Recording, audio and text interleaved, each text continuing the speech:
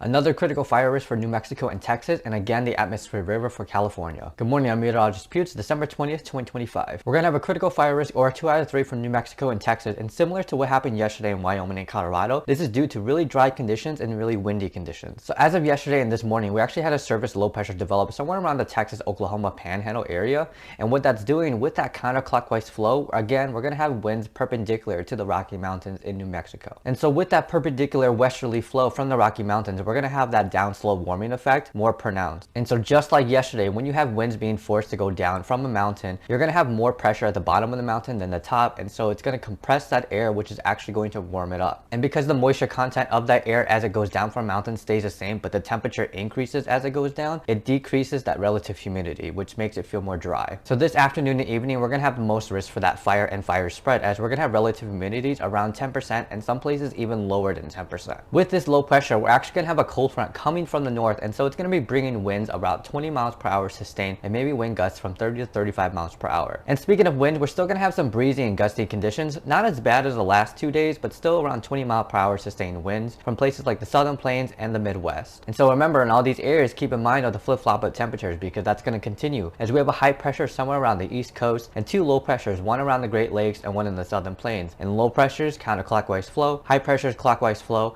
And so in the blue, this is where the cooler air is coming in, and so in the red, this is where the warmer air is coming in. So why is this all happening? If we look at 500 millibars of midway to troposphere, we have 2 shortwave troughs, one in the Ontario area and one really subtle around the Texas area. And this is what's causing the surface low pressures, but overall we have this high pressure in the southwest, and that's going to be navigating all the atmospheric and extratropical cyclones coming from the Pacific. And very slowly this high pressure is moving to the east, and that's going to be a problem for places like California as the atmospheric river event starts shifting southward. And this is going to be a problem because it is expected to have another low pressure system come from the Pacific Northwest, and it's going to be bringing another plume of moisture specifically for the entirety of California. So for California, definitely keep an eye on the weather from now even up till Wednesday to Thursday next week. But for today, for Northern California, including the Bay Area, you're going to have some light rain pretty much throughout the morning until about noon Pacific time, and this is when things are going to start becoming more frequent and more heavier. And we're going to see the heaviest amount of rainfall occur midnight and throughout the entirety of Sunday. And so for tomorrow, the Weather Prediction Center did issue a moderate risk for flash flooding, or 3 out of 4. And so if you live in urban areas or adjacent to the mountain, especially the Sierra Nevada,